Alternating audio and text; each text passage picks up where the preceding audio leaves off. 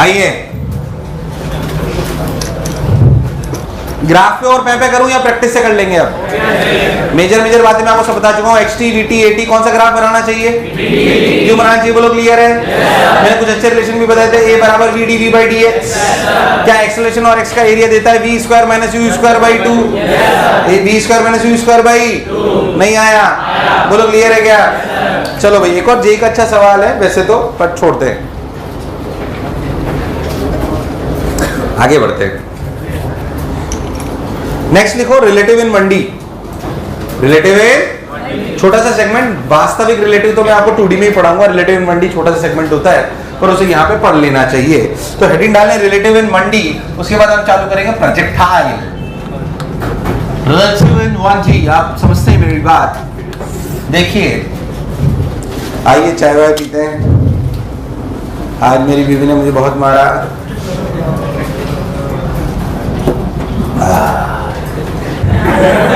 Relative in 1D पढ़ाई कर लेंगे आप?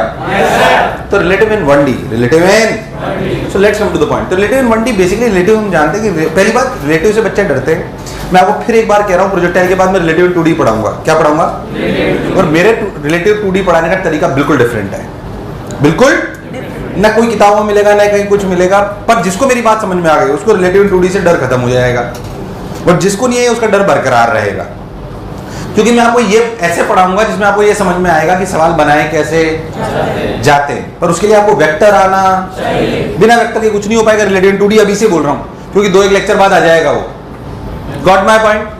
पक्के से 2-1 लेक्चर बाद आ जाएगा। और मैं आपको फिर बोल रहा हूँ आपको वेक्टर सॉल्व करना आना, क्योंकि रिलेटिव बिना वेक्टर के होना पॉसिबल। अच्छा रिलेटिव चीज आसान है, रिलेटिव चीज मतलब आसान मतलब है टफ, पर वो चीजों को आसान करने के लिए, चीजों को जैसे आप सोच के देखो, आपको 2 कारों पे सवाल आया, 2 कारों पे, अब उन दोनों में क्या दूरी है? ये सवाल कब आसान होगा? जब एक चल रही हो, एक रुकी हुई हो, या दोनों चल रही हो? और सबसे आसान तो तब है जब दोनों रुकी हुई हो। वो तो खैर सवाल ही नहीं हुआ ना फिर। पर एक हमारे लिए सवाल, अब सोच ये और आसान हो जाती है जब ये कारें दोनों किसी 2D प्लेन में हो। किस में हो? या 3D में हो? बोलो क्लियर? 2D में हो, 3D में हो, और अगर दोनों चल रही हो तो दोनों के बीच में रिलेशन बताना इतना आसान नहीं।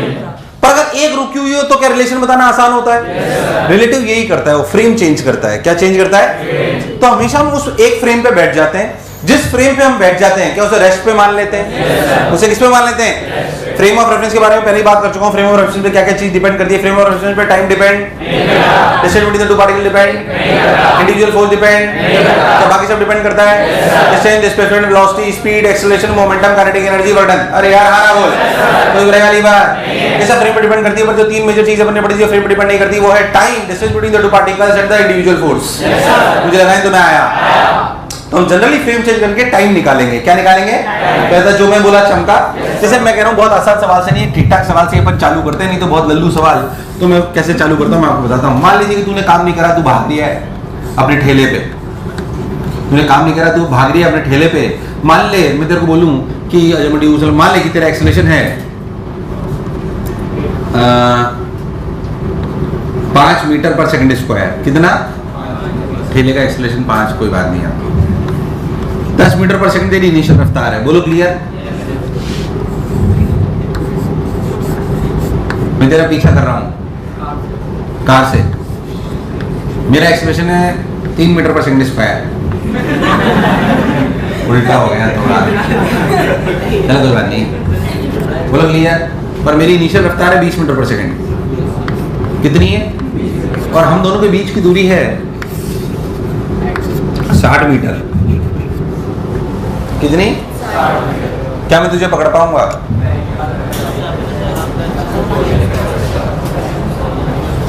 अगर पकड़ पाऊंगा तो कब पकड़ पाऊंगा और कहां पकड़ पाऊंगा, और नहीं पकड़ पाऊंगा तो कितनी दूरी से चूक जाऊंगा?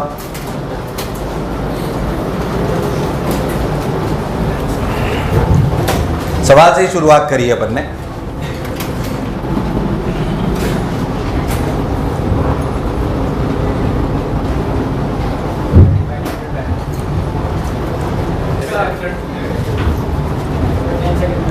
इधर देखते हैं, आइए।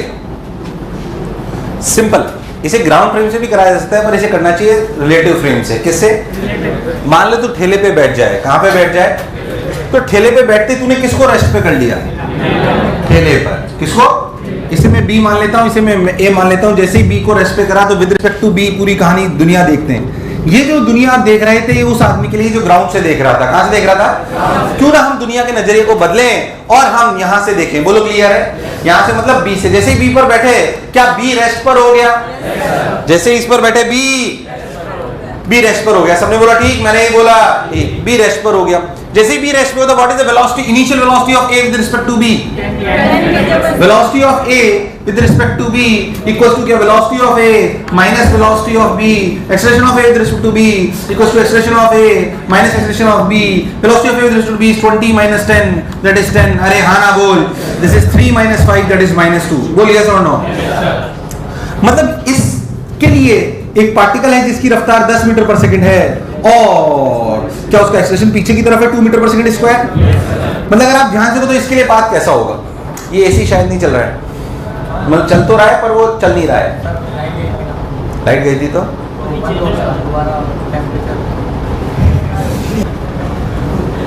10 metre per second 2 metre per second square, कोई बुराई वाली बात नहीं है। अब सोचो देख इसके लिए बात कैसा है इस पार्टिकल का? आगे जाके वापस पलटी मारनी है। अरे यार, अगर इसलिए सोचा जाए तो ये पार्टिकल क्या करेगा? पहले आगे आएगा फिर, बोलो क्लियर है?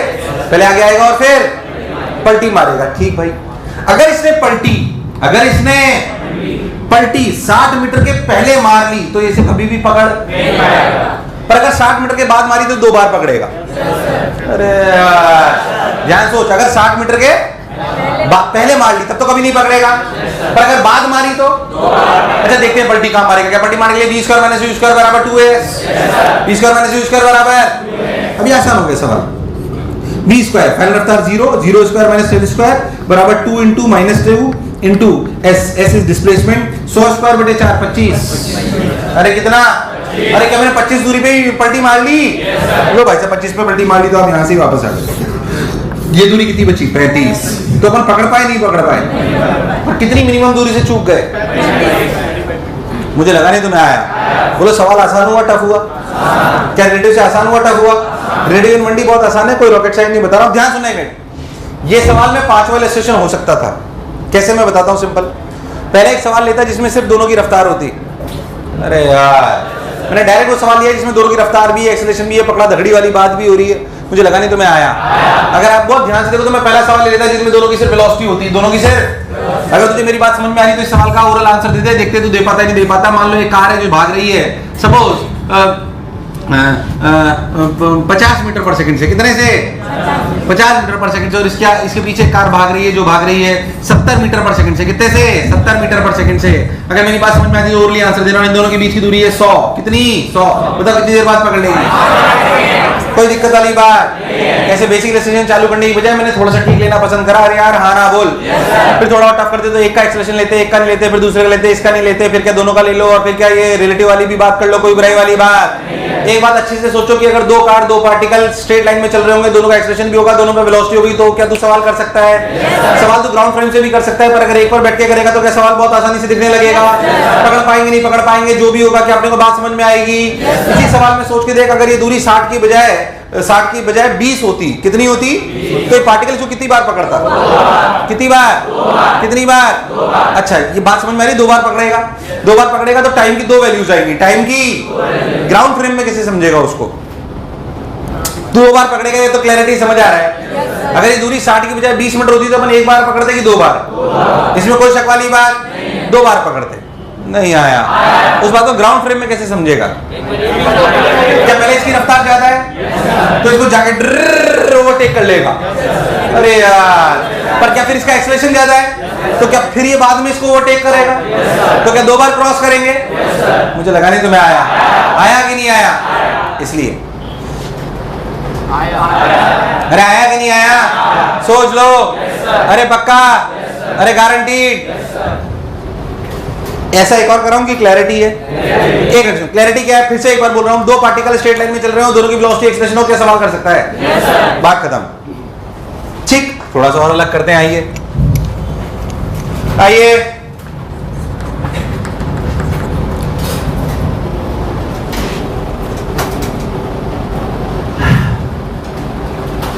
चांद सी महबूबा हो मेरी, कब ऐसा मैंने सोचा था। हाँ तुम बिल्कुल हाँ कर सकते हो, कोई बुराई नहीं है। नहीं, टाइम की वैल्यू नहीं आएगी, नेगेटिव आने लगेगी क्योंकि मिल तो रही नहीं है कभी। टी नेगेटिव आएगा मतलब उसका कोई सिग्निफिकेंस नहीं है, इसलिए ग्राउंड फ्रेम से लंबा ही होता है। ग्राउंड फ्रेम से करने की जरूरत मैं नहीं भी सवाल कराऊं तो भी हो जाता है, बट ये तो बताऊं ये सवाल छोटे हो सकते हैं। एक लाइन में आ गया खत्म, एक पे बैठ जाओ। जब भी दो चीज मूव करनी हो एक पर, हमेशा सवाल आसान होगा। हम जब भी दो चीज मूव कर रही हो और सवाल पूछा जाए तो एक पर बैठ जाना, उसके फ्रेम में सारी चीज देखो, हमेशा चीज आसान होगी, इसमें कोई दोहराई वाली बात नहीं है। खैर देखो ध्यान से, मान लो मैं आपसे बोलूं ऐसे देख कि भाई साहब ये पार्टिकल है 100 मीटर। पार्टिकल क्या मतलब, दूरी है 100 मीटर। एक पार्टिकल को फेंका अपन ने नीचे 10 मीटर पर सेकंड से, कितने से 10 मीटर पर सेकंड से। एक पार्टिकल नीचे से फेंका 30 मीटर पर सेकंड से। क्या दोनों टकराए? कब टकराए, कहां टकराए? मोशन ऑफ ग्रेविटी है।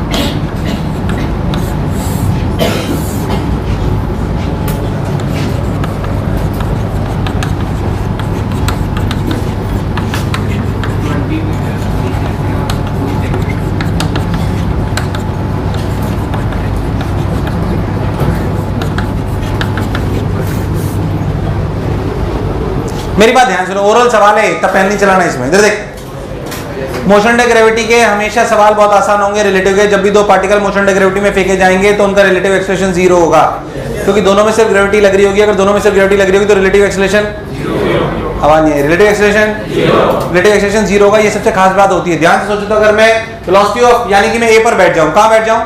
अगर ए पर बैठ जाऊं तो इसकी वेलोसिटी क्या है? 40। क्या है? ध्यान से भी देखो तो जुड़ रही है। बोलिए यस और नो।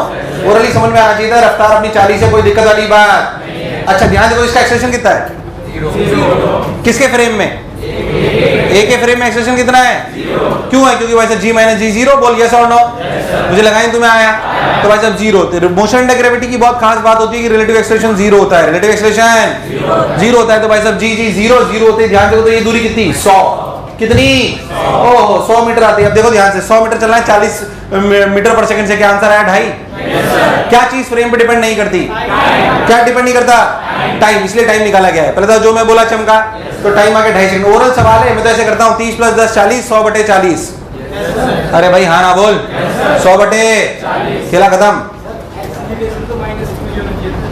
कैसे होगा बेटा? मोशन ऑफ ग्रेविटी पढ़ाया तब भी पढ़ाया था। कोई भी ऊपर जाओ नीचे जाओ माइनस जी रहेगा। पार्टिकल ऊपर जाता है तो एक्सेलरेशन माइनस जी, और नीचे आता है तो माइनस जी। कराया भी लॉजिकली भी सोच, इसका और इसका एक्सेलरेशन सेम है क्या अलग है? अरे धरती माता तो एक ही तरीके से खींच रही है। अरे एक मिनट,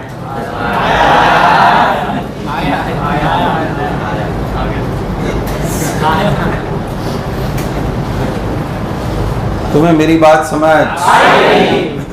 गुड। तो बस 0, तो आंसर है 40। अब कितनी देर में गिरेगा? देख यहाँ पे ग्राउंड फ्रेम में वापस आ जा, क्या दूरी हो जाएगी? ध्यान से देखो, तो 10 × 2.5, 10 × प्लस हाफ ऑफ 10 × 2.5 का होल स्क्वायर। बोल यस और नो। अब सॉल्व कर लो, जो भी दूरी है यहाँ पे टकराएंगे। तुम्हें दूर दूर तक कुछ भी समझ? अरे UT + हाफ ऑफ AT² लगा दिया ना। ओ तेरी, ये सवाल तुम्हें टफ लगा? ओके। इस सवाल का उत्तर ओरली दें, पेन मत चलाना, ओरली देना बिल्कुल। घुसा मार देना, नहीं तो मैंने एक पार्टिकल को ड्रॉप करा, एक पार्टिकल को ये 50 मीटर, पार्टिकल को फेंका दूसरे को 60 मीटर, 20 मीटर पर सेकंड से। कहां टकरा है? कहां टकरा है? कहाँ और कब का अंतर समझ नहीं आता तुम्हें? ओरली निकालना, पेन मत चलाना।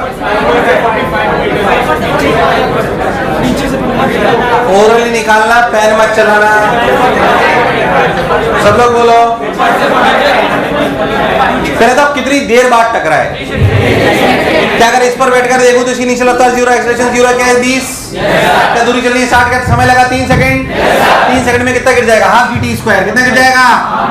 तो हाफ इंटू 10 इंटू 3 स्क्वायर कोई करे वाली बात? अरे यार हाँ ना बोल। 45 मीटर। कितना? That's it. क्या मोशन अंडर ग्रेविटी में अगर दो पार्टिकल एक साथ ट्रीट करे जाएंगे तो उनको सॉल्व करने का तरीका क्या रिलेटिव होगा? बहुत आसान होगा, इसमें कोई शक वाली बात। आप बोलो तो और पे करूं या पिक्चर क्लियर है? अरे हाँ ना बोल। उतार ले, एक और थोड़ा टाइप का कराया तो आ जाइए, कंफ्यूज जाइए मत। भैया जी स्माइल।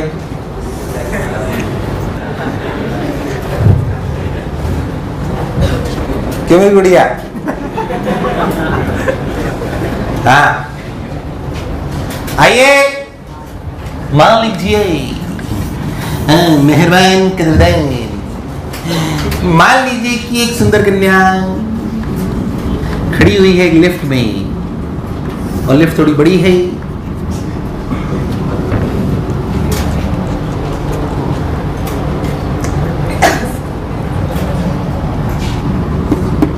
चौबीस मीटर ऊपर, ज्यादा हो गया, बहुत बड़ी लिफ्ट है।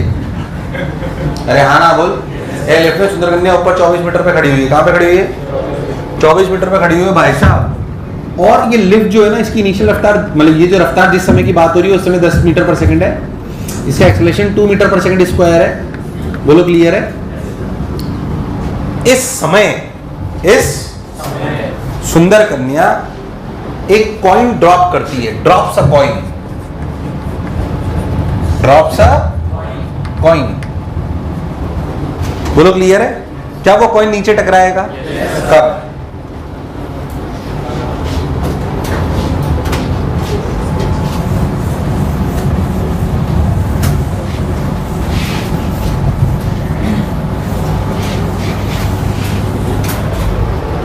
आइए।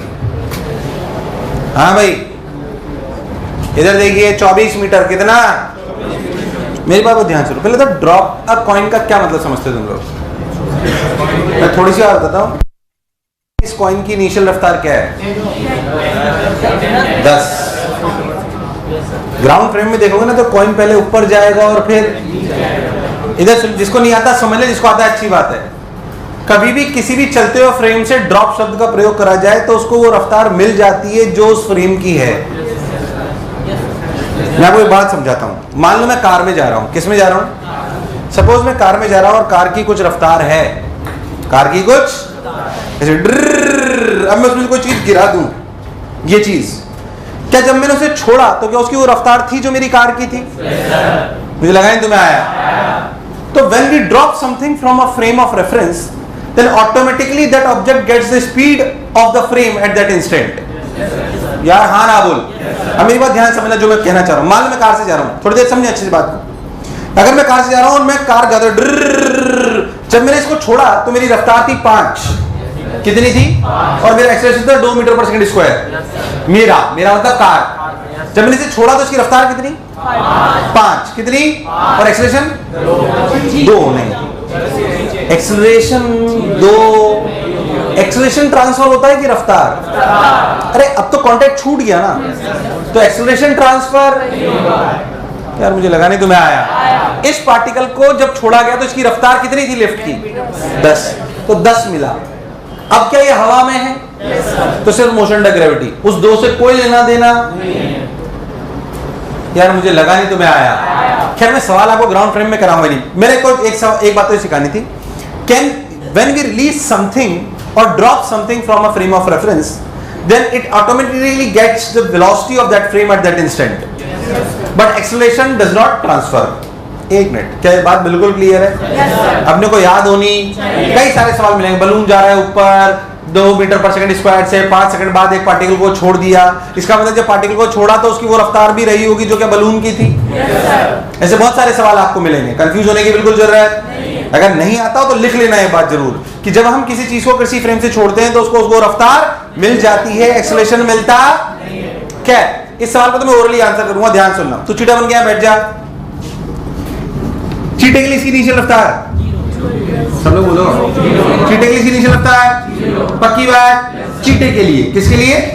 ग्राउंड की बात नहीं कर रहा क्योंकि टाइम फ्रेम पे डिपेंड, तो यहां से आसानी से हो जाएगा। देख इसका acceleration of the particle with respect to theta equals to acceleration of the particle minus acceleration of theta, acceleration of particle of the acceleration of the particle is minus 9.8 मतलब 10।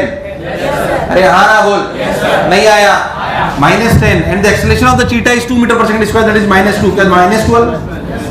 तो इसका G इफेक्टिव 10 से 12 है, 10 से 12 है। जब particle drop करा गया है तो time of flight direct under root 2h by d यानी कि अंडर रूट 2 24/12, आंसर 2 सेकंड, खत्म। ओरल था तो मैं दूर दूर तक कुछ भी समझ। रिलेटिव आसान करता है, अगर आपने ग्राउंड ट्रेन से सोचा होगा ना तो बहुत टफ रहा होगा ये, पर अगर रिलेटिव से सोचोगे तो ये। एक मिनट जल्दबाजी मत करो, सवाल में बहुत सारे करा सकता हूं, समझ आया कि नहीं आया? एक लाइन में ओरल है, मतलब मेरे लिए तो ये सवाल ओरल। कुछ बात समझ नहीं आई हो बेझिझक पूछो, शर्माना मत, बिल्कुल मत शर्माना।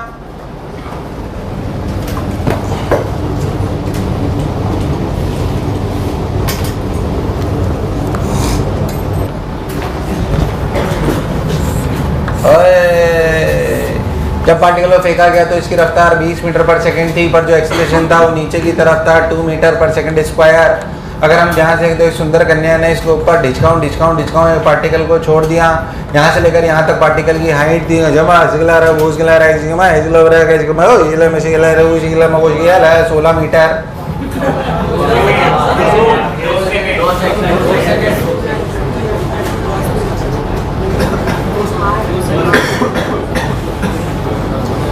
बताओ कब टकराएगा? कब टकराएगा? कब टकराएगा? कब टकराएगा? क्या ओरली कर पाए? क्या answer under root 2h by g effective, under root 2h by, अब g इफेक्टिव 10 है, 12 है, 8 है, कितना है? 2 × 16/8 यानी कि आंसर आया रूट 4 का मतलब। अरे भाई साहब आना तो बोलो, वो का वही करा है, उसमें कोई खास बात मुझे लगा ही नहीं तुम्हें आया। एक और, अरे एक और, अरे हाँ, क्लैरिटी एकदम सिंपल। बंडी रिलेटिव के सवाल हैं, किसके? ये सेक्शन खत्म नहीं हुआ, ये प्रोजेक्टाइल के बाद फिर प्रकट होगा अपना असली रूप लेकर जब हम पढ़ेंगे रिलेटिव एंड। उसमें बहुत सारी चीजें पढ़ेंगे, ship problem, shorter distance problem, river boat problem, plane wind problem, flag problem, कुत्ता बिल्ली प्रॉब्लम, रिलेटिव प्रोजेक्टाइल, काफी सारी वैरायटी। पर उनका एक ही कोर चीज होगी, वो होगा वेक्टर सॉल्व करना। क्या सॉल्व करना? इसलिए आपको वेक्टर आना, बोलो तो और पे करूं, नहीं तो आगे बढ़ जाऊं। हेडिंग डाल लो प्रोजेक्टाइल, हेडिंग डाल लो projectile.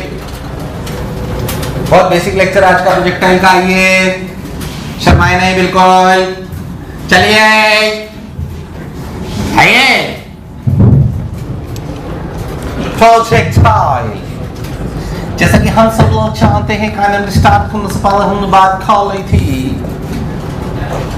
Projectile motion and gravity का एक एक्सटेंडेड वर्जन है, प्रोजेक्टाइल इसी का एक एक्सटेंडेड वर्जन है। बिफोर स्टार्टिंग प्रोजेक्टाइल मैं आपको एक जनरल बात सिखाना चाहता हूं जो शायद आपको आनी चाहिए। क्या मैंने एक्सेलरेशन कांस्टेंट पर 2 चर्चाएं करी है कोई पाथ की? नहीं करी ना? तो सुन, अगर जब भी प्रोजेक्टाइल थोड़ी देर के लिए भूल जाए, एक कॉमन फिजिक्स पढ़ते हैं। अगर एक्सेलरेशन कांस्टेंट, ऐसा क्योंकि कई बार होगा, मैं बता रहा हूं कहां पे, दोबारा नहीं पढ़ाऊंगा मैं। एक्सेलरेशन कांस्टेंट कई जगह आएगा, याद कर। Electric field, constant electric field में फोर्स लगता है क्यू ई, तो एक्सेलरेशन कांस्टेंट हुआ ना।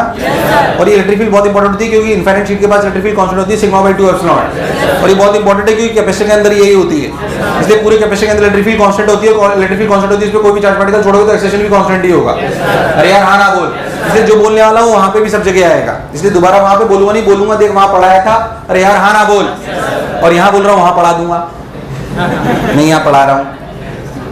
तो एक कॉमन सेंस की बात पढ़ते हैं। किसकी बात? कॉमन सेंस पे अपन चर्चा करते हैं। एक्सेलरेशन बराबर कांस्टेंट, एक्सेलरेशन बराबर। असलियत में एक्सेलरेशन कांस्टेंट जब होता है तो कितने प्रकार के पाथ हो सकते हैं? सिर्फ 2। स्ट्रेट लाइन या पैराबोला, सर्कल नहीं हो सकता। सर्कल में मैग्नीट्यूड कांस्टेंट होता है, डायरेक्शन कांस्टेंट। मेरे को इसका best example motion of gravity. पत्थर को कैसे फेंको, क्या ऐसे तो नहीं होता, पत्थर फेंका ड्र सर्कल, ड्र इलिप्स। पत्थर फेंक कैसे जाता है, या तो सीधा जाता है या फिर इसके अलावा कोई पाथ, एक्सेलरेशन कांस्टेंट हो, इसके अलावा कोई पाथ हो ही नहीं सकते। इसलिए फिर कहना थोड़ी देर प्रोजेक्टाइल बोलो, ध्यान समझो क्या हो सकता है। अगर कभी भी किसी भी पार्टिकल पर, अगर कभी भी एक्सेलरेशन कांस्टेंट है, एक्सेलरेशन, तो उसके सिर्फ दो पाथ हो सकते हैं, स्ट्रेट लाइन और अब कब स्ट्रेट लाइन का पैराबोला, ये भी कॉमन सेंस है। और कोई नहीं हो सकता, ऐसे मत देख मेरे को शक भरी निगाहों से, और कुछ नहीं हो सकता तो, क्योंकि जो हम पत्थर फेंकने वाली प्रक्रिया है उसमें मोशन ऑफ ग्रेविटी कांस्टेंट है ना। तो पाथ तूने दो ही देखे, कौन से, स्ट्रेट लाइन और लाइव एग्जांपल है हमारे सामने, इसलिए परेशान होने की जरूरत। इसका इससे जनरल इंटरप्रिटेशन क्या है कि if there is acceleration constant, if there is acceleration then particle have only two paths possible. कौन कौन से, स्ट्रेट लाइन और पैराबोला। अब पहली बात, सब कब स्ट्रेट लाइन कब पैराबोला, कब स्ट्रेट लाइन का, स्ट्रेट लाइन तब होगा, मोशन ऑफ ग्रेविटी से सीख लो, जब या तो इनिशियल वेलोसिटी जीरो हो। सो स्ट्रेट लाइन कब होगा, या तो इनिशियल वेलोसिटी जीरो हो, या पार्टिकल को ऊपर फेंको या पार्टिकल को, यार मुझे लगा नहीं तुम्हें आया। ऊपर फेंकने का मतलब क्या, we are opposite to acceleration, और नीचे फेंकने का मतलब वी आर, अरे हाँ ना बोलना पड़ेगा।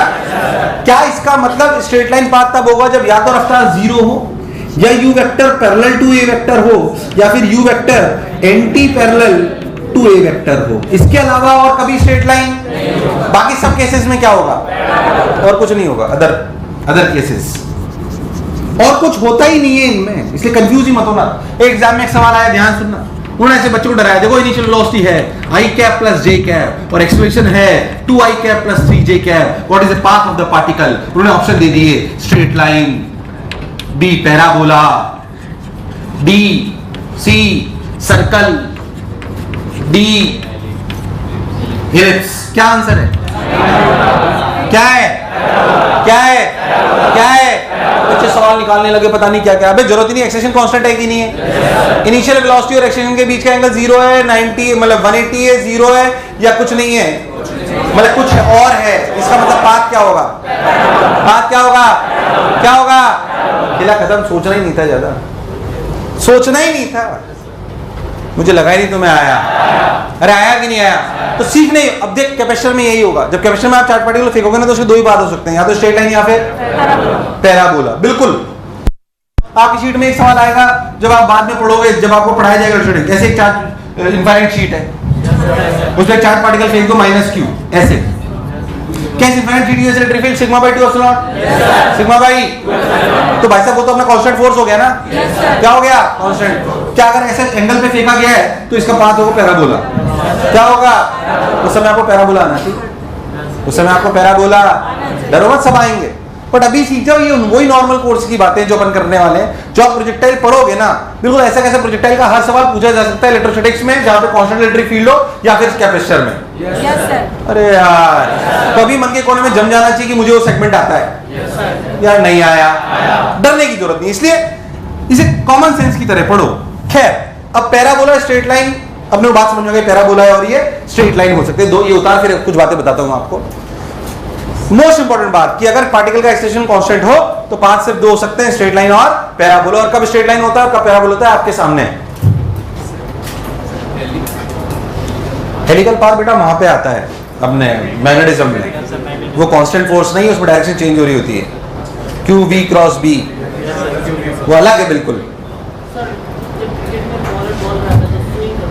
वो तो बेटा वो उसे एयर ड्रैग कहते हैं, क्या कहते हैं, वो कौन बर्नौली लगती है, अरे क्या बोलते हैं उसे, मैग्नेस इफेक्ट। कौन सा इफेक्ट बोलते हैं, मैग्नेस इफेक्ट। वो तो स्विंग अलग चीज है, स्पिन अलग चीज है, पढ़ाऊंगा रोटेशन में, स्पिन पढ़ाऊंगा रोटेशन में, मैग्नेस इफेक्ट पढ़ेंगे कहाँ पे, फ्लूइड में।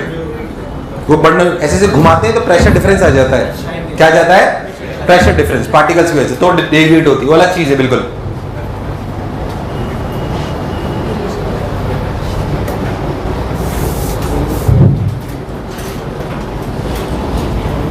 हाँ भाई,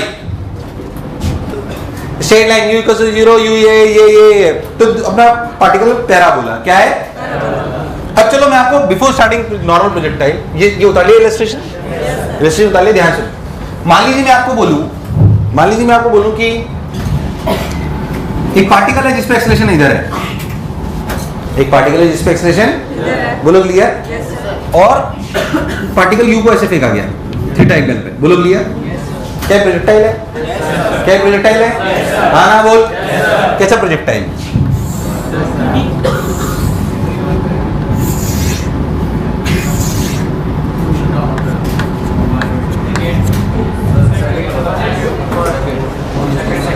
ये तो समझ आया प्रोजेक्टाइल है, बोल आया कि नहीं आया? अरे पर शेप तो पता पड़नी चाहिए ना, शेप तो पता पड़नी चाहिए। बोलो बोलो, सब लोग बोलो, फर्स्ट सेकंड थर्ड फोर्थ, 1 2 3 4। मैं आपको कॉमन सेंस की बात बताता हूँ। एक पार्टिकल को आप ऐसे फेंको ग्राउंड से 10वीं मंजिल पे, कौन सी मंजिल पे? 10वीं मंजिल से ऐसे फेंको, क्या पार्टिकल ऐसे जाता है? ऐसा दिन 10वीं मंजिल पे आप बचा, पत्थर घुसा 5वीं में। ये सही है कि ये सही है? एक्चुअली कंफ्यूजन कभी भी नहीं होना चाहिए। 1 आंसर नहीं है, 2 आंसर है, और जो 3 और 4 दे रहे हैं उनका भगवान मालिक है। अरे यार, जो 3 और 4 दे रहे हैं उनके लिए मेरे पास कोई उत्तर। घर पे जाके कांच के सामने रोएं, मैं ही ऐसा। सर हम जाके रोते हैं पर बोलते कुछ और हैं, हमें ही ऐसा मास्टर क्यों मिला? यार देख, असलियत में वेलोसिटी क्या चीज, जैसे ये हमारा नॉर्मल केस है, इसमें जी इधर नीचे। Actually velocity always tries to achieve the direction of expression, that will decide the shape of the parabola. Velocity always tries to achieve the direction of acceleration. अरे यार, तो इसमें एक्सेलरेशन इधर है, तो पैराबोला ऐसा होगा कि ऐसा होगा? अरे यार, ये वेलोसिटी इधर है, ये एक्सेलरेशन इधर है, तो क्या ये इसकी डायरेक्शन को क्रॉस कर सकता है? नहीं। क्या velocity always tries to achieve the direction of, मुझे लगा नहीं तो मैं आया, always tries to achieve the direction of. तुम्हें दूर दूर तक कुछ भी समझ आया नहीं आया? सोच लो। मान लो मैं आपसे बोलूं, ध्यान सुनना, मान लो मैं आपसे बोलूं तो तू, पहली बात कि अगर स्ट्रेट लाइन है तब तो कुछ शेप की जरूरत ही नहीं है। अगर स्ट्रेट लाइन नहीं है तो पैराबोला है, तो शेप ऑफ द पैराबोला कैसे डिसाइड होगा? उसके लिए कॉन्सेप्ट है कि वेलोसिटी और, पहली बात एक्सेलरेशन कांस्टेंट है तो दो ही पास स्ट्रेट लाइन, और मान लो पैराबोला बन रहा है तो पैराबोला की शेप कैसी होगी? उसके लिए क्या करेंगे? Parabola forms such that velocity always tries to achieve the direction of, मुझे लगा नहीं तुम्हें आया, velocity always tries to achieve the direction of, ये उतार के कॉन्सेप्ट लिख लो ये, ताकि तुम्हें याद रहे हमेशा। मैं सिर्फ प्रोजेक्टाइल के लिए नहीं पढ़ा रहा हूँ, पूरी फिजिक्स के लिए पढ़ा रहा हूँ। कॉमन सेंस की बातें कांस्टेंट एक्सेलरेशन के लिए। आपकी वेलोसिटी ऐसी है, आपकी वेलोसिटी u है और एक्सेलरेशन भाई साहब ऐसा है, जैसे ऐसा है, मैं बताता हूं कुछ भी, a ऐसा है, बोल पैराबोला कैसा होगा?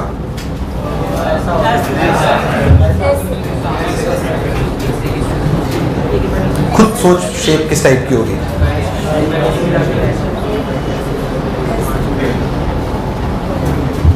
बोलो कैसी कैसी कैसी?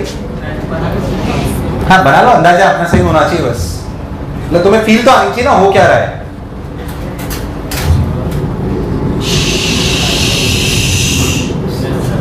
अरे यार, velocity always tries to achieve the direction of, यार मुझे लगा नहीं तुम्हें आया।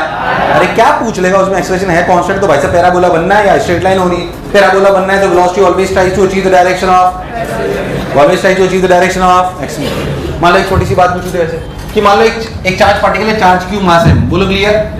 अरे हाँ ना बोल, इसमें ग्रेविटी भी लग रही है और इलेक्ट्रिक फील्ड इधर लगा दी, और ग्रेविटी तो नीचे है ही, बोलो क्लियर?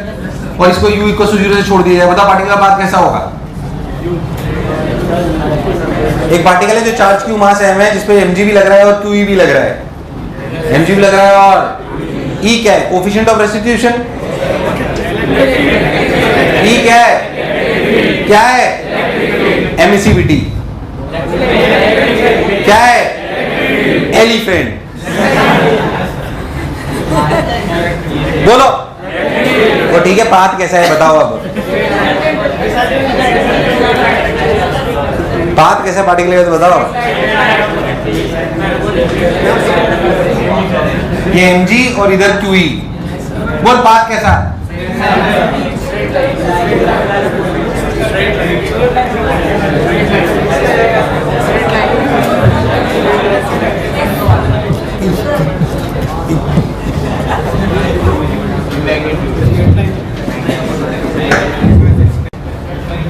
वैसे मैंने घूसा मार देना है। पाथ कैसा है पार्टिकल का? कैसा है? Straight line, correct. क्या mg और qe का रिजल्टेंट इधर है? क्या qe कांस्टेंट है? क्या mg भी कांस्टेंट है? क्या दोनों का रिजल्टेंट भी कांस्टेंट है? तो क्या एक्सेलरेशन भी कांस्टेंट है? क्या रफ्तार इनिशियल 0 है? तो पार्टिकल सीधा जाएगा स्ट्रेट लाइन में। कंफ्यूज मत हो। अरे भाई हाँ ना तो बोल, तेरे प्राण पकेरू। क्या तेरे को समझ में आ रहा है? इससे में बहुत सारी चीजें आगे वाली पढ़ाई जा सकती है। अभी बहुत ज्यादा जा नहीं रहा हूं, पर आपको समझ में आना चाहिए जो हम पढ़ने वाले हैं वो आगे भी बिल्कुल एज इट इज पूछा जा सकता है, इसमें कोई शक वाली बात। बस याद रखना, जहां जहां हम जी लिखेंगे वहां पे आगे लिखा जाएगा जी इफेक्टिव। क्या लिखा जाएगा? पर आपको क्या सीखना है एक अच्छे बच्चे को कि एक्सेलरेशन कांस्टेंट के दो ही पाथ, स्ट्रेट लाइन और स्ट्रेट लाइन। और अब मैं वो वाली बातें करता हूं जो बेसिक किताबों की होती है, फिर उसमें कुछ अच्छे सवाल बाद में कराए जाएंगे। आइए देखते हैं। रामलाल श्यामलाल, कुछ तो लोग कहेंगे लोगों का काम। उतार लिया, आगे बढ़ जाऊं। अब देख, अपने जो नॉर्मल प्रोजेक्टाइल होता है उसके बारे में बात कर लेते हैं। जैसा आप बोलो वैसा मैं कर लेता हूं। अगर मान लीजिए आपका पार्टिकल है, थोड़ी सी गणित लगा लेते हैं ताकि आपको क्लैरिटी आ जाए। मान लीजिए 0,0, मान लीजिए u, मान लीजिए एंगल थीटा, इधर वाली वेलोसिटी u cos थीटा। अरे हाँ ना बोल, इसको मान लेते हैं ux। क्या मान लेते हैं? ux। इधर वाली रफ्तार u sin थीटा। पक्की बात। अपने एक्सेलरेशन ड्यू टू ग्रेविटी नीचे की तरफ है। अगर मैं इनिशियल वेलोसिटी की बात करूं तो लिखी जाएगी ux i cap plus uy j cap. अरे हाँ ना तो बोलना पड़ेगा। और एक्सेलरेशन लिखा जाएगा माइनस g j कैप। बोल यस और नो। क्योंकि अपना जो प्रोजेक्टाइल है वो हमेशा, जो अपना पार्टिकल है वो हमेशा पैराबोला बनेगा, क्योंकि अपना एक्सेलरेशन कांस्टेंट है और वो हमेशा ऐसे रहेगा कि it will try to achieve the direction of acceleration. Yes और नो। नॉर्मल कोर्स में जो हमारा पाथ आएगा वो ऐसा आएगा, इसमें कोई शक वाली बात नहीं है। इस प्रोजेक्टाइल की ये दूरी कहलाती है रेंज, ये कहलाती है एचमैक्स। बहुत बेसिक सी बातें, इसलिए मैं आपको थोड़ी रफ्तार में बता रहा हूं, पर फिर भी पूरी बताऊंगा, छोड़ूंगा कुछ भी नहीं। ध्यान से सुने। और इसका जो पूरा टाइम ऑफ फ्लाइट है उसे बोलते हैं टी, टाइम ऑफ फ्लाइट। पहले था जो मैं बोला चमका, धीरे धीरे हम इन सब की रिलेशन निकाल लाएंगे। अगर मैं इसकी इक्वेशन ऑफ ट्रेजेक्टरी की बात करूं तो क्या y और x में रिलेशन होगा? किसमें रिलेशन होगा? कोई बुराई वाली बात? अरे मुझे लगा नहीं तुम्हें आया। अरे सोच लो। अब मेरी बात बहुत ध्यान से सुने आप सभी लोग, आपको दिखाई देगा। अगर अपन बहुत ध्यान देंगे तो x डायरेक्शन में, कौन सी डायरेक्शन में? अगर मैं जहां से फेंका गया उसे ओरिजिन मानूं तो x डायरेक्शन में डिस्प्लेसमेंट होगा क्या? वो ux into t होगा। अरे क्या होगा? क्या होगा? ux into t। अच्छा, y डिस्प्लेसमेंट जो होगा वो क्या होगा? u/t minus half of gt square. अरे कभी तो हाँ ना बोलो, मुझे लगा ही नहीं तुम्हें आया। अरे कभी तो हाँ ना बोलो। ओ हो। अच्छा, अब ध्यान से देखो तो अगर इक्वेशन ऑफ ट्रेजेक्टरी चाहिए तो क्या टाइम को एलिमिनेट कर दें? टाइम को क्या कर दें? क्या कर दें? ओहो, टाइम को एलिमिनेट कर दें। टाइम के लिए लिखी जा सकती है x by ux, यानी कि y बराबर uy x by ux, x by ux minus half of g x square by ux square. भाई ux uy तो कांस्टेंट है। क्या इट्स इक्वेशन ऑफ पैराबोला? क्या पानी ढुलता हुआ? मतलब जो पढ़ा जो समझा बिल्कुल। अरे हाँ ना बोल। हमने प्रूव भी कर एक्सेलरेशन में अगर u और इसके बीच में कुछ एंगल हो तो क्या अपना पार्टिकल का पाथ पैराबोला होता है? अरे क्या होता है? अरे मुझे लगा नहीं तुम्हें आया।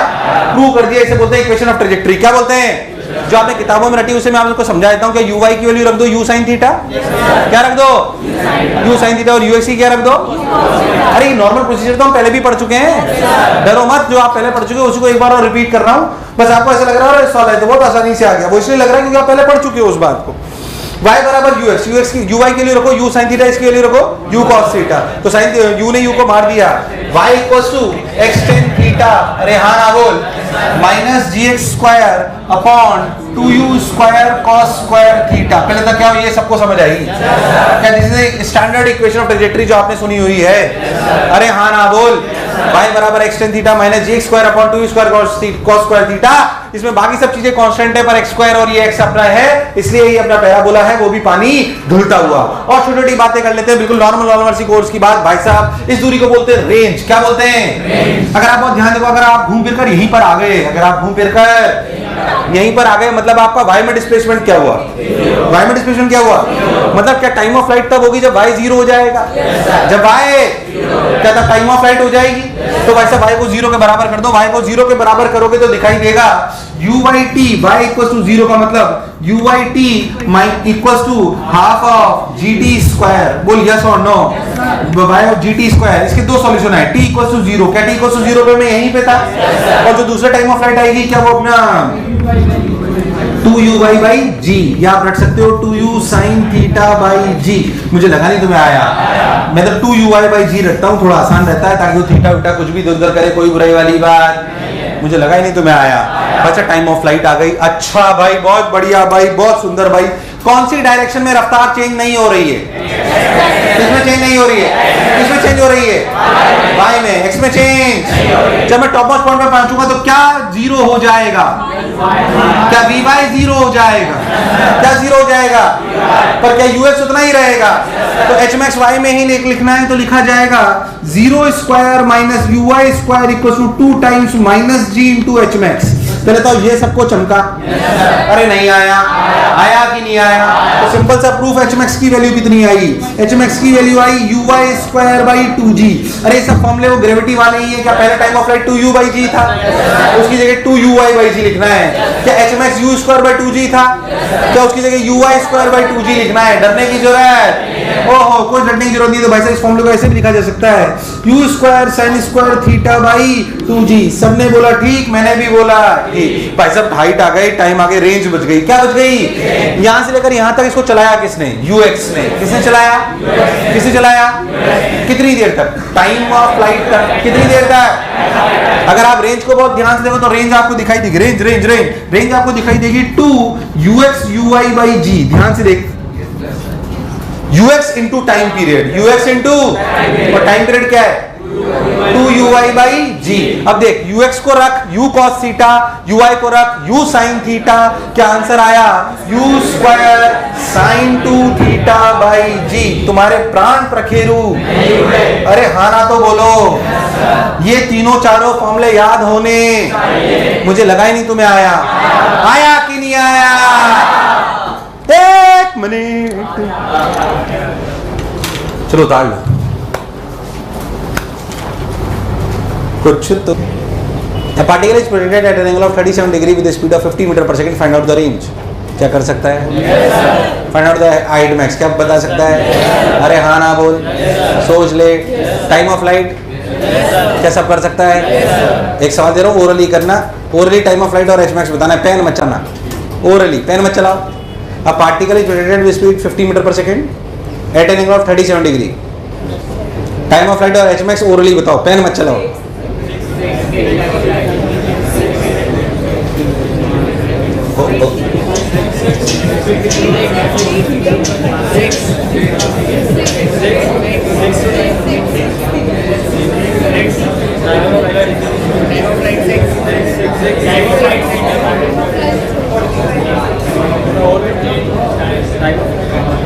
बताओ ना, टाइम ऑफ फ्लाइट 6 आ गया क्या? कोई बुराई? 50 से फेंका 37 डिग्री पे, तो हॉरिजॉन्टल 40 और वर्टिकल 30। तो time of flight I 2 into 30 बटे 10। क्या 6 सेकंड आई? यार हाँ ना बोल। एच मैक्स ओरली सब लोग बोलेंगे। नहीं आया तुमसे? uy स्क्वायर बाई 2g, 30 का होल स्क्वायर बाई 20, 30 का होल स्क्वायर बाई 30 का होल स्क्वायर बाई 20 का मतलब 900 बटे 20, 90 बटे 2, 45। अरे यार, मुझे लगा ही तुम्हें आया। नहीं आया। टाइम ऑफ फ्लाइट कितनी आई? 6। कितनी आई? 6। टाइम ऑफ फ्लाइट आई 6 और ux कितना है? 40। क्या time of flight into 40 he answer है रेंज का? किसका? अब एक बात अपने मन से पूछ पहले तो, कोई भी पार्टिकल का u थीटा दिया हो, क्या तू रेंज एच मैक्स से निकाल सकता है? ऐसे 25-50 सवाल मिल जाते हैं, पर इनमें करने में कोई खास बात न मैं इसमें और कराने वाला हूँ। क्या जो मैं बोला चमका? छोटी छोटी बातें धीरे धीरे बढ़ाता हूँ। मैं आपसे पूछूं, इस पूरे प्रोसेस के दौरान क्या काइनेटिक एनर्जी जीरो हुई? क्या काइनेटिक एनर्जी जीरो हुई? क्या काइनेटिक एनर्जी जीरो हुई? Kinetic energy zero. Kinetic energy minimum कहाँ पर है? बोलो क्लियर है? तो काइनेटिक एनर्जी इंक्रीजेज देन, नहीं सॉरी, डिक्रीजेज देन, अरे नहीं आया, kinetic energy decreases then and minimum at, पर जीरो कभी भी लिख लो। During projectile kinetic energy increases, sorry decreases then increases and minimum at H max. During projectile kinetic energy decreases then increases and minimum at H max, and minimum at H max. बहुत बढ़िया साहब, अच्छा लगा, सुंदर लगा।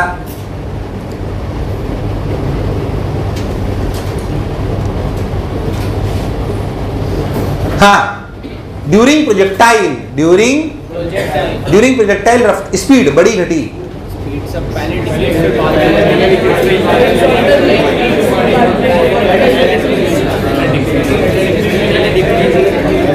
जब जो speed है वो पहले बड़ी घटी, पहले घटी फिर। मैं आपसे पूछूं, during projectile what is the average velocity?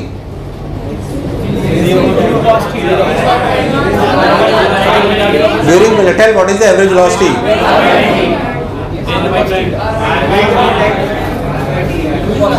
What is average velocity? R/T answer नहीं हुआ।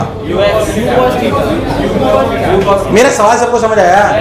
What is the average velocity during, सब लोग बोलेंगे what is the average velocity during projectile?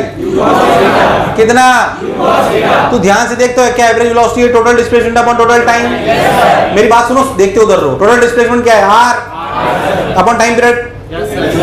ध्यान से देख, तो भाई साहब r होता ही uxt अपॉन t, t ने t को, क्या answer is u cos theta. अबे लॉजिकली भी सोचो तो u cos थीटा चेंज ही नहीं हो रहा, u cos थीटा तो, और क्या u sin थीटा ऊपर से नीचे हो गया है, तो क्या उसका एवरेज तो जीरो हो गया है, बचा क्या सिर्फ u cos थीटा। तो लिख लो average velocity during projectile is u cos theta. Average velocity during projectile is u cos theta. ओहो, अच्छा लगा सुन के, बढ़िया लगा। और छोटी छोटी बातें करते हैं। देखो, कोई क्या पूछ सकता है अपने से? पूछो, लो पूछो, हमें कौन सी दिक्कत है? क्या क्या पूछ सकता है, देखते हैं, है ना? सवाल के माध्यम से क्या पहले से सीख लेते, फिर कुछ भी पूछ। हमसे पूछ सकता है भाई साहब, बताओ किसी भी टाइम डी पे क्या x होगा, क्या y होगा? Position vector is a function of time t। Listen to me very carefully. Position vector is a function of time t। uxt I cap uyt minus gt, sorry position vector लिख रहा हूं, uxt I cap plus uyt minus half of gt square j cap. यार मुझे लगा ही तुम्हें आया। ये x coordinate है और ये क्या x, y पूछे, कोई खास बात है? मैं आपसे सवाल पूछूंगा, particle is projected speed 10 metre per second at an angle of 37 degree, find out the coordinate after 2 second. क्या बता सकता है? क्या find out the coordinate after 2 second, 3 second, क्या बता सकता है? ऐसे सवालों में कोई दिक्कत? मैं आपसे पूछूं what is the velocity after 2 second, क्या बता सकता है? तो वेलोसिटी वेक्टर जो अपना होगा उसे फिर से डिफरेंशिएट कर लें तो क्या लिखा जाएगा? ux I cap plus uy minus gt j cap. क्या मैं तेज बोल रहा हूँ या समझ आ रहा है? मैं आपको सिर्फ इतना समझाना चाह रहा हूँ, किसी भी टाइम t पे क्या आप x coordinate, y coordinate, ux और uy निकाल सकते हो। मैं तो कह रहा हूँ कोई आपसे स्लोप पूछ ले, स्लोप ऑफ द कर्व, क्या वो भी बता सकते हो? क्या स्लोप ऑफ द कर्व असलियत में होगा tan theta equals to vy by vx। ध्यान से क्या होगा? अगर आपका पार्टिकल यहाँ पे ऐसे है, इसकी वेलोसिटी ऐसे है, तो क्या ये हो गया ux और ये हो गया vy, क्योंकि ux चेंज, अरे हाँ ना बोल। तो सोच के देखो, तो स्लोप क्या लिखना चाहिए? लिखना चाहिए tan theta equals to vy by vx, और क्या vy है uy minus gt upon ux। यार मुझे लगा नहीं तुम्हें आया, तो स्लोप लिखना भी कोई खास बात, मुझे लगा नहीं तुम्हें आया। अगर कोई आपसे स्पीड पूछ ले कि स्पीड क्या है किसी भी टाइम t पे, तो आप स्पीड सिंपली लिखोगे under root of ux square plus uy minus gt का होल स्क्वायर। इन फॉर्मूलों से डरो मत, मुझे रटे हुए नहीं है ये। क्या किसी भी टाइम t पे कुछ भी पूछ ले मुझे आता है? अरे हाँ ना बोल। वैसे पूछा नहीं जाएगा, पर कोई आपसे पूछ ले what is the displacement, what is the displacement at any time t, तो आप डिस्प्लेसमेंट अगर पूछोगे तो क्या डिस्प्लेसमेंट लिखा जाएगा under root of X square plus, और क्या x की वैल्यू और y की वैल्यू ये रही। यार मुझे लगा नहीं तुम्हें आया नहीं आया, ये डिस्प्लेसमेंट है। क्या है, अगर किसी भी टाइम t पे डिस्प्लेसमेंट पूछा जाए तो वो ये वैल्यू है। पहले बता, जो मैं बोला चमका, अगर कोई डिस्टेंस पूछ ले तो भूल गया तू, हालांकि तटा पूछा नहीं जाता। How you will calculate distance, अरे क्या पूछ लेगा, डिस्टेंस क्या होता है, क्या integral of mod of v dt, mod of v ये है। अरे हाँ ना बोल, वो बहुत गंदी सी इक्वेशन आएगी, वो बात अलग है, पर सॉल्यूशन तो ऐसे ही होगा, इसमें कोई शक वाली बात। अरे हाँ ना तो बोलना पड़ेगा, कोई दिक्कत वाली बात नहीं है। ये क्या पूछेगा और आपसे क्या पूछ लेगा भाई, वेलोसिटी पूछ ले, स्पीड पूछ ले, एवरेज वेलोसिटी पूछ ले, डिस्प्लेसमेंट पूछ ले, कोऑर्डिनेट पूछ ले, डिस्टेंस पूछ ले, क्या पूछेगा प्रोजेक्टाइल में, कुछ बचा ही नहीं है। अरे यार अब इस पे तू बोल, मैं 500 सवाल बना सकता हूँ, मुझे कौन सी दिक्कत आ रही है वहां। तू बोले तो 2-4 बना दूं, तू बोले तो थोड़े ठीक ठाक बनाऊं। एक मिनट पहले, अभी तक के प्रोजेक्टाइल में कॉन्फिडेंस होना चाहिए। क्या सुनना अच्छे से कि मैं range height time of light क्या निकाल सकता हूं, range height time of light, बोल यस और नो। मैं रेंज हाइट और टाइम ऑफ लाइट निकाल सकता हूं। क्या मैं किसी भी समय पे कोऑर्डिनेट निकाल सकता हूं, क्या मैं किसी भी समय पे स्पीड निकाल सकता हूं, यार हाँ ना बोल। क्या मैं किसी भी समय पे डिस्प्लेसमेंट निकाल सकता हूं, क्या मैं डिस्टेंस निकाल सकता हूं, क्या मैं स्पीड निकाल सकता हूं, ये कॉन्फिडेंस होना। तो आधे से मतलब ये समझ 70% प्रोजेक्टाइल तो खत्म हो गया, 70% प्रोजेक्टाइल तो खत्म हो गया। हम थोड़ा अच्छे लेवल के सवाल करेंगे, नो डाउट, इसमें कोई शक वाली बात नहीं है, बट बेसिक तो यही है, बेसिक तो इसके आगे इसमें कुछ है नहीं खास। चलिए आइए आगे बढ़ते हैं, उतार लीजिए इसे आप सब लोग।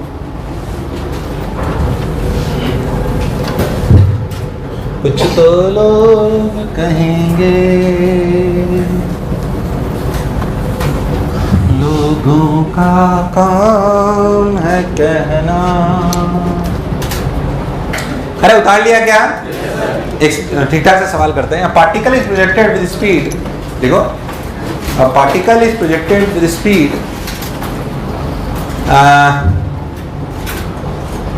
20√2 meter per second at an angle of 45 degree. A particle is projected with speed 20√2 meter per second at an angle of 45 degree. Find out the time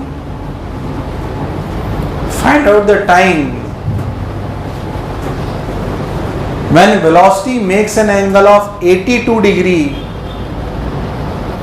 when the velocity makes an angle of 82 degree with the initial velocity vector.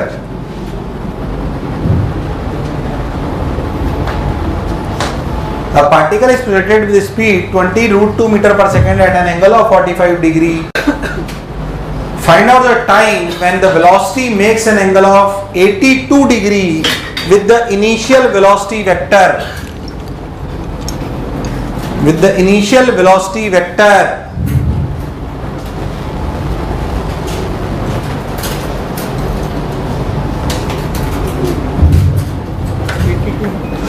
(82) correct.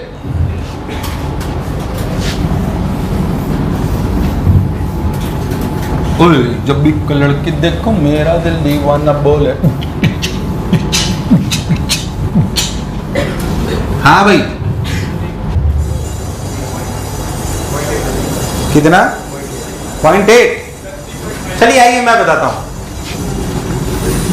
किताबों में थोड़ा आसान दिया होता है, मैंने थोड़ा अच्छा करा। एक पार्टिकल फेंका गया, कितनी रफ्तार से 45, कितनी रफ्तार से 20, बहुत बढ़िया साहब 20√2 45। पूछा गया बताओ रफ्तार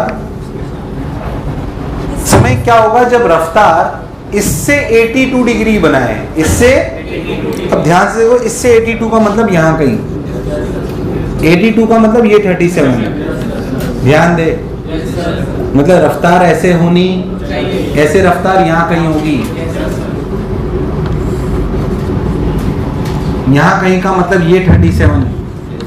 मान लो, ध्यान से सुनना अच्छे से, इस 20√2 को इधर कंपोनेंट किया 20 है, पूरे प्रोसेस के दौरान 20 कभी भी चेंज, अरे नहीं आया। 20 कभी भी चेंज। ये एंगल 37 है तो क्या बी वाई निकल आएगा? अरे क्या निकल आएगा? ध्यान से देखिए तो tan 37 क्या चीज? tan 37 that is 3/4 equals to V Y by 20। अरे हाँ ना बोल। तो वी वाई की वैल्यू आई 15 और नीचे की तरफ है मतलब क्या -15। मुझे लगा ही नहीं तुम्हें आया। अब फॉर्मूला लगा दो V Y equals to U Y plus A Y into T. V Y की वैल्यू -15, यू वाई की वैल्यू 20 -10 इंटू टी। 5 से मारो -3 4 -2t। अरे कितना आया? अरे कर दो ना 2t इक्वल्स टू 7/2 3.5 सेकंड। यार तुम्हें दूर दूर तक समय है। किसी ने अगर करा होगा ना तो उन्होंने 90 डिग्री वाला करा हुआ होगा तो उसको डॉट डॉट से करा होगा और वो सिर्फ वही काम करेगा। इसलिए मैंने जनरल कराया है ताकि आपके कॉन्सेप्ट बिल्कुल क्लियर हो। 90 डिग्री वाला इससे बहुत आसान होता है। यार तुम्हें समझ नहीं आया यार? आया कि नहीं आया? अब सोच में बहुत सारे सवाल बना सकता था। अरे यार देख मैं कैसे सवाल बना। देख दूसरा सवाल सुन। बनाऊंगा नहीं, सुनना। मैं क्या करता, मनी मन सोचता क्यों ना 53 डिग्री पे फेंकूं। हाँ कितने पे फेंकूं? 53 पे फेंक लेता हूं, 50 से फेंक लेता हूं और बच्चे को देखिए एंगल 30 अगर लेना है तो बच्चे को बोलूंगा 83 कब बनाएगा। अरे यार बच्चे को बोलूंगा तो दोनों अच्छे एंगल भी हो गए। यार तुम्हें आया ही नहीं यार। मैं ऐसे सवाल बना रहा हूँ, कभी ये कराता हूँ कभी वो कराता हूँ कभी और कोई चाऊ बैच तो 90 वाला कराता हूँ। अरे यार क्योंकि मेरे मन में कॉन्सेप्ट बैठा हुआ है। बार बार कहता हूं क्या रिपीट होगा? सवाल रिपीट नहीं होगा। क्या रिपीट होगा? So try to learn concepts and try to understand कि सवाल बनाने वाला सवाल कैसे बना रहा है। मैं तुम्हें सवाल बनाने के लिए नहीं कह रहा हूं। अभी तुम उस काबिलियत तक नहीं आए हो, न तुम्हारा वो एरिया है। पर यह समझ में आना, तुम्हें मेरी बातें समझ आती है? बोलो क्लैरिटी है? पक्की बात? तो और अच्छे अच्छे सवाल अपन प्रोजेक्टाइल पे करेंगे